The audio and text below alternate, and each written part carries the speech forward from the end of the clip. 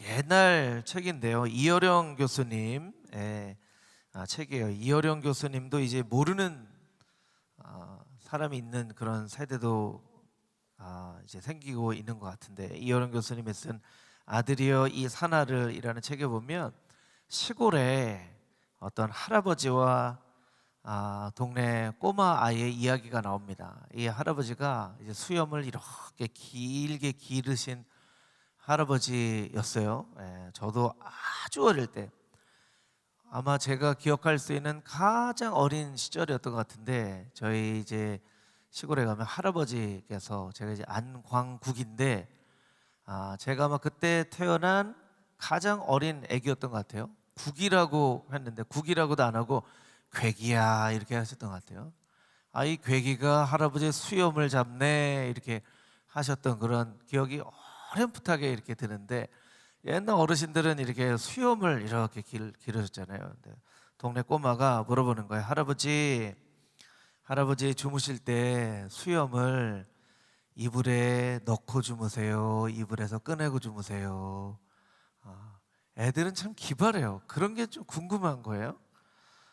근데 생각하지 못했던 질문을 받게 되니까 할아버지가 대답을 못하고, 내가 이걸 이불을 덮고 자나 이불을 꺼내놓고 자나, 근데 오늘 자보고 얘기해 줄게 하고 그날 잘라고 수염을 이불에 넣고 덮고 자는데 너무 답답하다는 거예요. 그래서 이게 아닌가 보다. 그래서 수염을 이렇게 꺼내놓고 자는데 이것도 너무 어색한 거예요. 그래서 넣었다가 뺐다가 넣었다가 뺐다 하고 밤을 설쳤다 뭐 이런 얘기예요.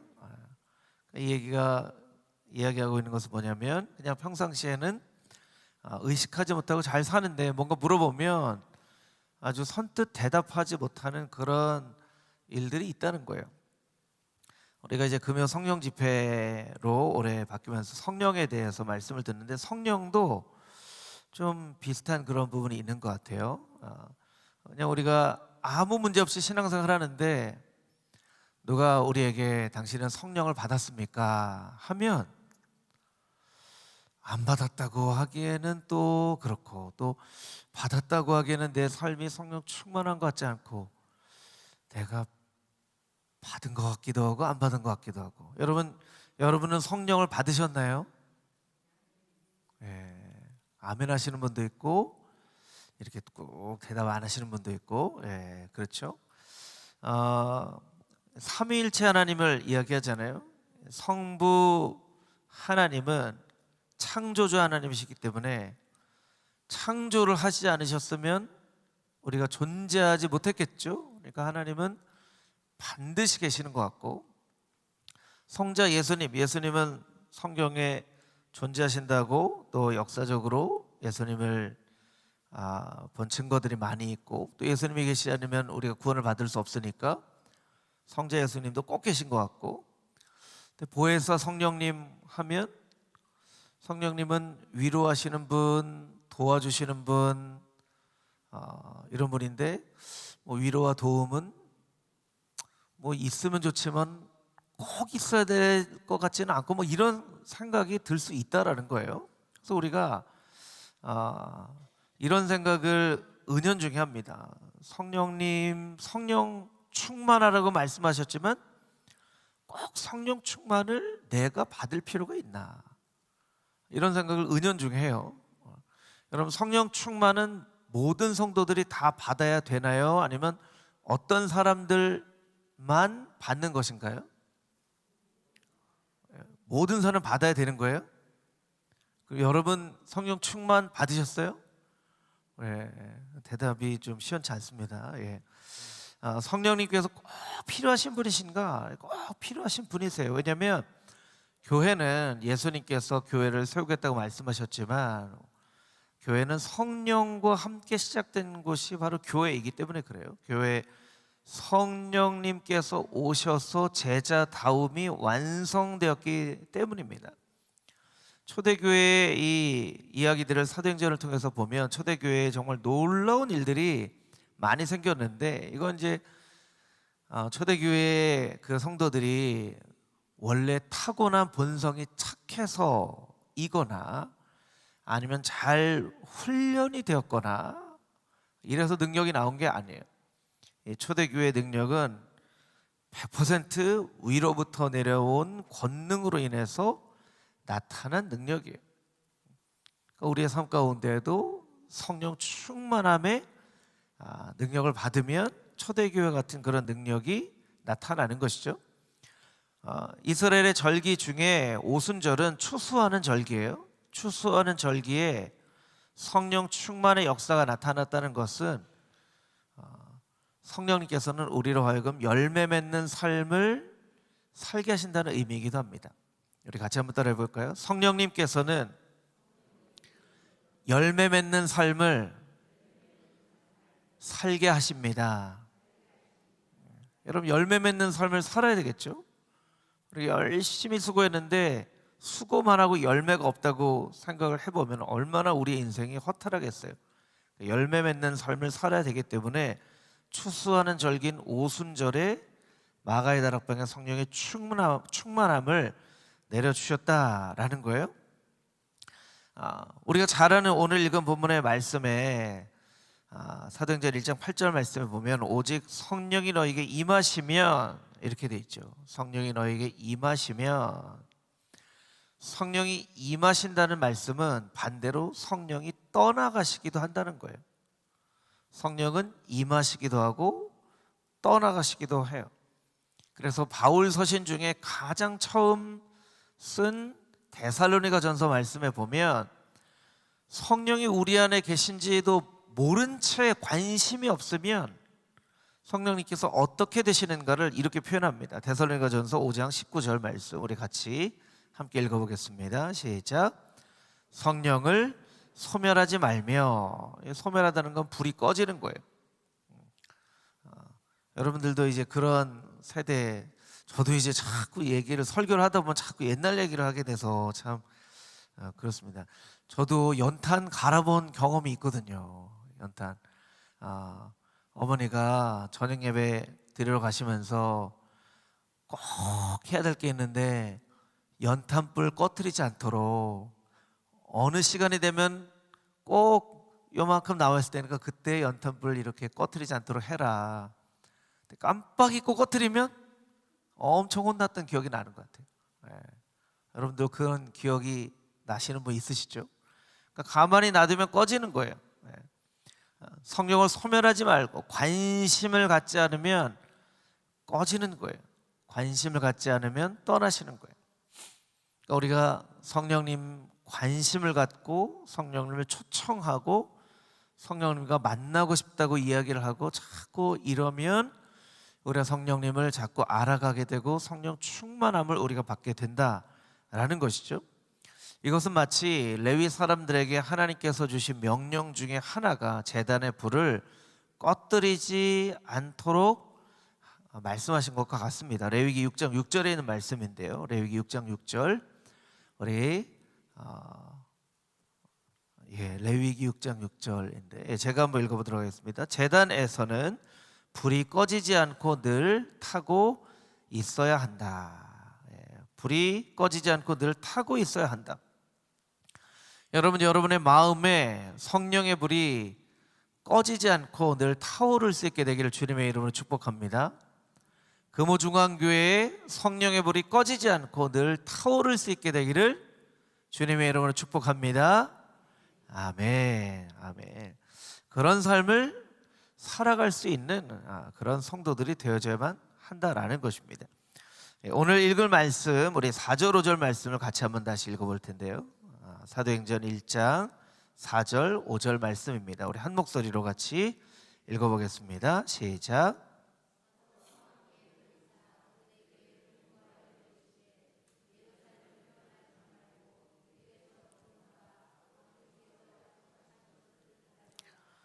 요한은 물로 세례를 베풀었으나 너희는 몇 날이 못되어 성령으로 세례를 받으리라 하셨느니라. 아멘. 죄에 빠진 인간을 구원하시기 위하여서 하나님께서 하신 큰 구원 사역 두 가지가 있는데, 하나는 독생자 예수 그리스도를 이 땅 가운데 보내신 것이죠. 화목제물로 예수님의 피값으로 우리를 구원해 주신 일이에요. 또 하나는 구속 사역의 열매를 맺기 위해서 성령을 보내신 일이에요. 근데 이 일이 다른 일이 아니라 같은 일이에요. 밀접한 연관이 있는 일이에요. 우리가 이것을 분리해 놓고 생각하기 쉽다는 거죠. 예수님께서는 십자가에 못 박혀 돌아가셨지만 성령님께서는 도와주시고 위로해 주시는 마치 다른 사역인 것처럼 우리가 생각할 수 있다라는 거예요. 왜 예수님께서는 부활하시고 승천하시기 이전에 제자들에게 예루살렘을 떠나지 말고 약속하신 성령을 기다리라고 말씀하셨는가? 그것은 성령님께서 하시는 사역 중에 아주 중요한 이 사역 때문에 제자들을 기다리라고 말씀하신 거예요. 요한복음 14장 26절 말씀 가운데 나와 있는데요. 요한복음 14장 26절 우리 함께 읽어보겠습니다. 보혜사 곧 아버지께서 내 이름으로 보내실 성령 그가 너희에게 모든 것을 가르치시고 내가 너희에게 말한 모든 것을 생각나게 하시리라. 아멘. 우리가 보혜사 성령님 하면 위로하시는 분, 도와주시는 분이라는 생각을 많이 하기 때문에 이게 성령님의 사역이 맞습니다. 상대적으로 우리가 잊고 지나가는 성령님의 아주 중요한 사역이 있는데 그것은 생각나게 하시는 사역이에요. 생각나게 하시는 사역. 우리 요한복음 14장 26절을 다시 한번 자막으로 보여주시면 그가 너에게 모든 것을 가르치시고 내가 너에게 말한 모든 것을 생각나게 하시리라. 성령의 사역 중에 하나는 생각나게 하시는 사역이에요. 이 영어 단어로 보면 더 명쾌하게 이해할 수 있는데 영어에 기억하다, remember라고 하잖아요. remember. re는 다시고 member는 멤버가 되는 거죠. 말하자면 참여하는 거예요. 그러니까 기억하는 것은 무엇이냐면 다시 참여하는 거예요. 여러분, 예수님이 십자가에 못 박혀 돌아가신 사건은 인류 역사상 시간 속에서 단 한 번 있었던 사건이죠. 단 한 번 있었던 사건이에요. 그런데 이 사건을 성령님께서 기억나게 하시는 것은 이 단 한 번 있었던 사건을 다시 오늘의 사건으로 참여하게 만드는 사역이라는 거예요. 그러니까 단 한 번 일어난 사건이지만 내가 200번 기억하면 그 사건은 나의 삶 가운데 200번 일어나는 사건이 되어진다는 것이죠. 트라우마란 이야기를 많이 하는데 여러분, 트라우마가 무엇입니까? 트라우마, 과거에 겪었던 고통이에요. 그런데 그것을 기억하면 그것을 기억하는 오늘 고통을 느낀다는 거예요. 아니, 그 일은 과거에 벌써 지나버린 일인데 그것을 기억하는 순간 또 똑같은 고통을 느끼는 거예요. 그게 트라우마죠. 예수님께서 십자가에 못 박혀 돌아가신 사역은 과거에 일어난 사건이에요. 근데 기억을 하면 그것이 바로 오늘 우리의 삶 가운데 일어난 현재의 사건이 되어진다는 거예요. 그러니까 여러분, 예수님을 보내신 것과 성령을 보내신 이 사역이 너무나 밀접한 연관이 있는 사역이라는 것이죠. 예수님의 사역을 매일매일에 일어나는 현재의 사역으로 만드시는 것이 바로 성령님의 역할이라는 거예요. 그래서 성령님은 예수님께서 말씀하신 것, 예수님께서 행하신 일들을 기억나게 하는 그런 역할을 하신다는 거예요. 어린 시절에 아이들에게 좋은 추억거리를 만들어주는 것은 굉장히 중요합니다. 왜냐하면 그것은 그냥 한 번만 일어나는 사건이 아니라 그 아이들이 그것을 기억하는 횟수만큼 행복한 그런 일들이 일어나게 하기 때문에 그래요. 특별히 교회 안에서 어린 자녀들이 사실은 어릴 때 하나님을 알고 예수님을 알고 성령님을 알고 그런 아주 특별한 은혜를 부어주시는 그런 아이들도 있죠. 그런데 여러분 잘 생각해 보면 어릴 때는 사실은 재미로 교회를 나오는 거예요. 친구 만나고서 놀려고. 그런 경우가 훨씬 많죠. 그러니까 교회가 아이들에게 신앙을 교육하는 것만큼 중요한 것은 무엇이냐면 교회와 관련된 좋은 추억거리를 만들어주는 거예요. 아, 교회 나와서 예배 드릴 때 그게 좋았는데, 아, 선생님하고 만날 때 그게 좋았는데, 우리 친구들하고 만날 때 그게 참 좋았는데. 아이들이 어린 시절 교회 나와서 그 경험했던 그 기억 중에 좋아할 만한 기억이 없으면 그 아이는 성인이 돼서 교회를 떠날 가능성이 훨씬 더 높아요.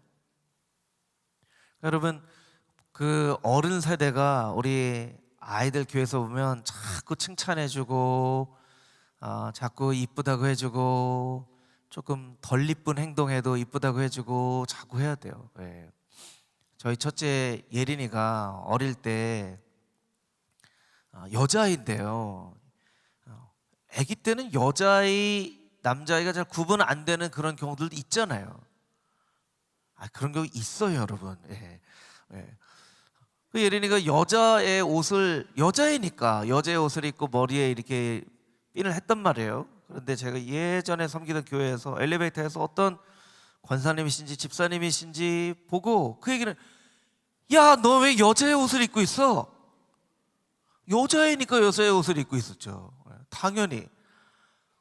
아니, 너 왜 여자의 옷을 입고 있어? 그러시더라고요. 그래서 하여튼 기분이 별로 좋지는 않았어요. 예.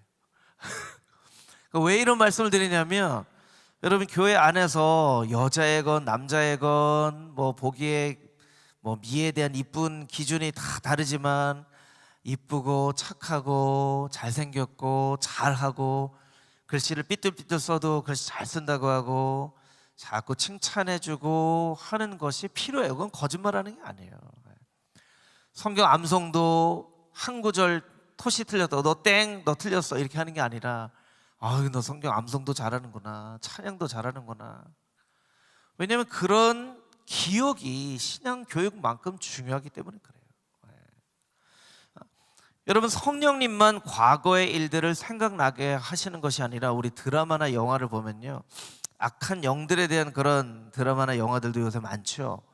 그럼 악한 영들이 나오는 드라마나 영화를 보면요, 과거를 떠올리게 하는 그런 장면들이 나와요. 그러면 그 과거를 떠올리게 하는 장면들이 행복한 장면인가 하면 그렇지 않아요. 과거 막 떠오르게 만듭니다. 그럼 막 나쁜 기억이 있어요. 안 돼, 안 돼, 안 돼.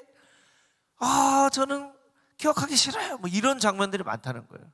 그게 무슨 얘기냐면 성령께서 기억나게 하시는 것과 악한 영들이 기억나게 하는 것에는 아주 근본적인 차이가 있다는 거예요. 악한 영들은 하고 싶지 않은 것들을 기억하게 만드는 것이고, 성령님께서는 예수님께서 우리를 얼마나 사랑하시는지, 성경에 또 사랑받은 이런 부분들을 기억나게 하신다는 거예요. 그래서 예수님께서도 제자들에게 마지막 성만찬을 하시며 떡을 주시고 잔을 제자들에게 주실 때 이것을 행할 때마다 나를 기념하라 라고 말씀하셨는데, 그것은 기념하라는 것이 아니라 기억하라는 거예요. 여러분, 예수님께서 제자들과 하셨던 성만찬은요, 우리가 성만찬이라고 이름 붙였기 때문에 그렇지만 그냥 일상적인 식탁이에요. 식탁. 밥을 먹는 거예요.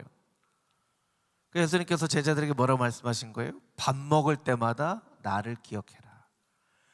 밥을 얼마나 많이 먹습니까? 매일 아침, 점심, 저녁 먹잖아요. 그러니까 밥 먹을 때마다 나를 기억해라. 밥 먹을 때마다 나를 기억하면 내가 그 자리에 있는 것처럼 너희가 느껴질 것이다. 다시 경험하게 될 것이다. 예수님께서는 기억나게 하시는 그런 중요한 사역을 하셨고, 성령님께서는 그것이 성령님으로 말미암아 예수님의 구원의 사역이 과거의 사건으로가 아니라 오늘의 사건으로 체험되어질 수 있도록 만드신다는 것이죠. 여러분, 여러분의 삶 가운데 예수님께서 십자가에 돌아가신 사건이 먼 옛날 과거에 일어났던 옛날 옛적 우리가 동화에서 들었던 호랑이 담배 피던 시절에 그런 일이 있었는데, 이런 이야기가 아니라 바로 여러분의 삶 가운데 매일매일 일어나는 현재의 사건이 되어질 수 있도록 날마다 성령님과 동행하는 삶을 살아가는 금호중앙의 모든 성도님들이 다 되시기를 주님의 이름으로 축복합니다. 6절에서 8절까지 있는 말씀 우리 같이 읽어보겠습니다. 6절에서 8절까지 있는 말씀입니다. 시작.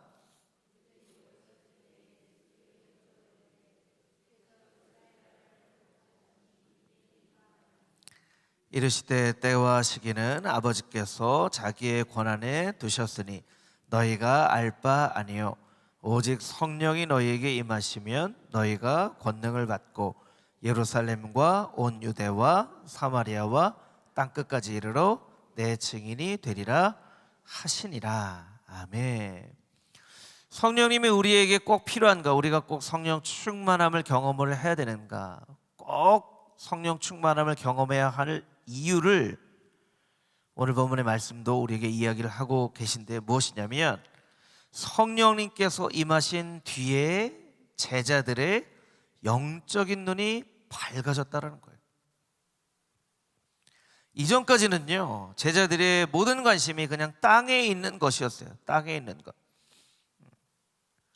예수님은 하늘에 있는 것, 구원 사역에 대해서 관심이 있었는데 제자들은 땅에 있는 것, 누가 크냐, 누가 높으냐, 이런 일들. 오늘 우리가 4절부터 읽었지만 바로 앞 9절, 3절 말씀에 보면, 3절 자막으로 좀 보여주시면 좋을 것 같아요. 부활하시고 나서 승천하시기까지 예수님께서 제자들에게 계속 말씀하시는 것은 무엇이냐면 하나님 나라의 일이었어요. 하나님 나라의 일을 말씀하시니라. 그런데 6절 말씀에 보면 제자들이 예수님께 물어보는 질문의 포인트는 이스라엘을 회복하심이 이때입니까?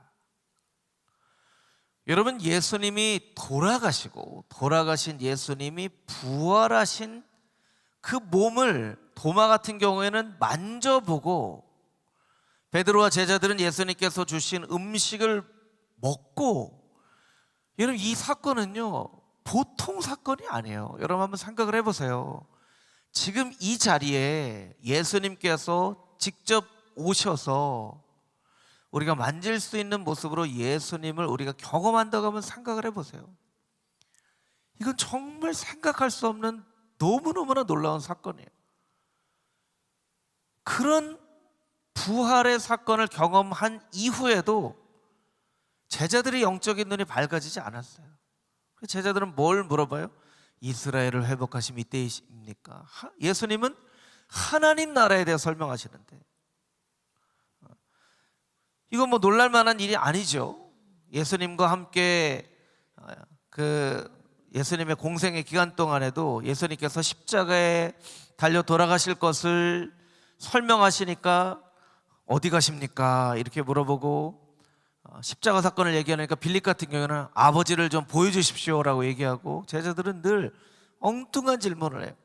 엉뚱한 질문을 한 것은 제자들의 마음의 심성이 잘못되어서가 아니라 제자들의 영적인 눈이 밝아지지 않았기 때문에 그래요.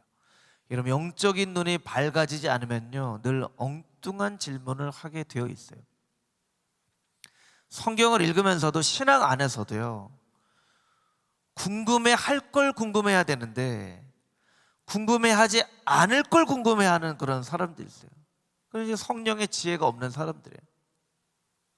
성령께서 지혜를 주시면요 궁금해해도 꼭 필요한 것에 대해서 질문을 합니다. 그리고 영적인 눈이 밝아지면 우리의 삶 가운데 많은 물음표들이 느낌표로 바뀌어지는 그런 놀라운 기적들이 나타나죠. 우리의 삶 가운데 물음표들이 얼마나 많습니까? 성경을 읽으면서도 물음표가 많고 우리 인생 가운데도 물음표가 얼마나 많아요. 하나님 왜입니까? 왜입니까? 도대체 왜인지 저는 잘 이해를 못하겠습니다. 성령님께서 우리의 삶 가운데 임하시면 그것이 느낌표가 돼서 이래서 나의 삶 가운데 이런 일을 행하셨구나. 이 말씀의 뜻은 이런 말씀의 뜻이었구나 라고 깨달아 아는 거예요. 여러분의 삶 가운데 수없이 많은 물음표들이 느낌표로 바뀌어질 수 있는 놀라운 은혜가 있게 되기를 주님의 이름으로 축복합니다. 이것이 성령 충만의 사건이 일어난 이후에 제자들의 삶 가운데 일어난 변화예요. 제자들이 막 설교를 합니다. 설교를 하는데 요엘서에 있는 말씀을 막 인용하면서 막 설교를 해요. 베드로가 얼마나 베드로가 유창하게 설교를 했냐면 사람들이 깜짝 놀랍니다. 베드로 어디서 배웠어? 베드로 잘 못 배운 사람인 줄 알았는데 아니네. 깜짝 놀랄 정도로. 여러분, 사도 요한이 요한복음과 요한계시록을 쓸 나이가, 요한복음은 요한 공동체가 썼다라고 이야기를 하는 것이 이제 정설로 되어 있지만, 요한계시록 같은 경우에는요, 사도 요한의 나이가 80세에서 90세 정도 된 나이에 요한계시록을 썼어요. 여러분 연배에 80세, 90세의 연세가 되신 분들이 무언가를 기억하거나 아니면 무언가를 논리적으로 쓰거나 책을 쓰거나 하는 일들은 이건 그렇게 쉬운 일은 아니죠. 쉬운 일은 아니에요. 기억이 가물가물하는 경우도 있고, 뭔가 논리적으로 하려고 해도 사실은 신체의 나이와 연관이 있기 때문에 그건 쉬운 일은 아니에요. 그런데 여러분, 사도 요한 같은 경우에는 80, 90세에도 성령님의 감동을 받아서 하나님 말씀을 기록하고, 그 가운데에서도 환상과 상징에 대한 말씀들을 아주 정확하게 기록하는 그런 사역을 했다는 거예요. 이건 이제 성령님께서 함께 하시지 않으면 가능하지 못했던 그런 일인 것이죠. 고린도전서 2장 12절 말씀에 이런 말씀이 있습니다. 고린도전서 2장 12절 말씀 우리 자막으로 같이 한번 읽어보겠습니다. 시작. 우리가 세상의 영을 받지 아니하고 오직 하나님으로부터 온 영을 받았으니 이는 우리로 하여금 하나님께서 우리에게 은혜로 주신 것들을 알게 하려 하심이라. 저를 따라서 같이 한번 해보실까요? 오직 하나님으로부터, 다시 하겠습니다. 오직 하나님으로부터 온 영을 받았으니, 오직 하나님으로부터 온 영을 받았다라고 사도 바울은 이야기를 하고 있어요. 이것을 다른 표현을 하면 성령의 조명하심이라고 하는데요, 우리 예배 사회를 보는 우리 목사님들께서 예배 순서에 우리가 회개 기도를 할 때 성령의 조명하심 가운데 우리의 죄를 발견할 수 있게 하여 주시옵소서 이렇게 매 주일마다 인도를 하시죠. 조명하신다는 것은 말 그대로 비추는 거예요. 여러분, 오늘 집에 가셔서 한번 해보세요. 불을 다 꺼놓고 뭘 찾으려고 한번 해보세요. 아주 큰 물건도 못 찾아요. 깜깜하면 못 찾아요. 그런데 작은 불빛만 있어도 깜깜하지만 핸드폰 불빛 이렇게 비추기만 해도 뭐가 어디에 있는지 다 찾을 수가 있어요. 여러분, 우리의 삶이 답답한 것은 깜깜하기 때문에 그렇죠. 작은 것 하나 바로 옆에 있는데도 볼 수가 없으니까 찾지를 못하는 거예요. 더듬더듬 거리기만 하고 찾지를 못하는 거예요. 성령님께서 조명해 주시면 이건 여기 있었구나. 이건 여기 있었구나. 이건 문제가 이게 문제구나. 이건 이렇게 하면 되겠구나 라고 깨달아 아는 거예요. 신앙도 마찬가지입니다. 신앙도 깜깜한 방에서 그냥 더듬더듬 거리면서 신앙생활을 하는 것 같은 사람이 있고요. 이건 여기 있었네. 이건 여기 있었네. 신앙생활에 재미가 있는 분들이 있어요. 여러분 한번 생각해 보세요. 여러분의 신앙생활에 재미가 있나요? 목사님, 재미로 신앙생활 하나요? 물론 재미로 신앙생활 하는 것은 아니지만 여러분, 성령 충만한 사람은요, 신앙생활에 재미가 있어요. 설교를 들을 때 재미가 있어요. 그럼 목사님이 재미있게 해주셔야죠. 물론 그 부분도 맞는 부분이 있지만 여러분, 인간적인 어떤 유머로 재미있는 얘기를 하는 것이 아니라 성경에 말씀하시는 것들을 깨달아 아는 재미가 있다는 거예요. 공부 잘하는 아이들은요, 공부가 재미가 있대요. 이걸 발견해 나가는 재미가 있는 거예요. 성경을 읽을 때 재미가 있는 사람이 있고요, 억지로 성경을 읽는 경우가 있어요. 함께 교회 안에서 성도를 만나서 교제하는 일에도 재미가 있는 사람들이 있고요, 웬만하면 만나기 싫다 그렇게 하는 분들도 있어요. 성령님이 임하면 분별력이 생깁니다. 분별력이 생겨요. 옳고 그른 일, 해야 될 일과 하지 말아야 될 일에 대해서 분별력이 생겨요. 모르는 것에 대해서도 불편하지 않은 마음이 있어요. 모를 수 있지. 아는 것에 대해서는 이게 이런 의미가 있구나 라고 깨달아 아는 거예요. 신명기 22장 5절 말씀에 보면 어떤 말씀이 있냐면, 남자는 여자 옷을 입지 말고 여자는 남자 옷을 입지 말고, 이것은 무슨 얘기냐면 남자가 남성이 어떤 존재인지를 깨달아 알아야 된다는 거죠. 남자가 여자처럼 행동하면 안 된다는 거예요. 그런데 이것을 잘못 해석하는 어떤 교단이나 이런 경우에는요, 여자는 반드시 치마만 입고 바지는 입어서는 안 돼, 이렇게 얘기를 하는 경우들이 있다는 거예요. 여러분, 여자 바지 입어도 되나요? 안 되나요? 되죠. 예. 근데 이 똑같은 하나님 말씀을 읽으면서도 말씀에 대한 분별력이 없는 경우들이 있다라는 거예요. 요즘 같은 경우에도 여성에게 목사 안수를 주지 않는 그런 교단들도 있죠. 성경을 똑같이 읽으면서도 성경의 말씀을 분별하는 지혜가 없는 거예요. 여러분, 여러분의 자녀를 위해서 기도할 때에도 성령 충만하도록 기도하십시오. 그래야 지혜가 생기는 거예요. 여러분, 관계 가운데 늘 어떤 말 실수가 있거나 사람들과의 관계가 원만하지 않은 분들은 성령의 충만함을 간구하세요. 성령의 충만함이 있어야 그 관계 가운데 지혜가 있어서 관계가 깨어지지 않는 거예요. 뭔가 판단을 해야 되는데 판단력이 없는 분들은요, 성령의 충만함을 간구하세요. 그래야 옳고 그름을 판단할 수 있는 거예요. 미래 일들을 생각할 때 답답하고 불확실하고 어두컴컴한 것처럼 생각되어지는 분들이 있다면 성령의 지혜를 여러분 간구하십시오. 요번 주 암송구절이 어떤 암송구절이에요? 주의 말씀은 내 발의 등이요 내 길의 빛이니이다. 발만 이렇게 비추시는 것 같지만요, 발만 비춰주셔도요 10km, 100km 충분히 갈 수가 있어요. 우리는 자꾸 먼 데를 보여주시기 원하지만 하나님은 우리의 발밑을 비춰주시는데 그 불빛만 따라가도 충분히 인생의 길을 걸어갈 수 있는 거예요. 여러분, 그런 성령의 지혜가 여러분들의 삶 가운데 있게 되기를 주님의 이름으로 축복합니다. 말씀을 읽을 때, 신앙생활을 할 때 분별력과 재미와 기쁨이 성령의 충만함으로 말미암아 여러분의 삶 가운데 있게 되기를 주님의 이름으로 축복합니다. 아멘.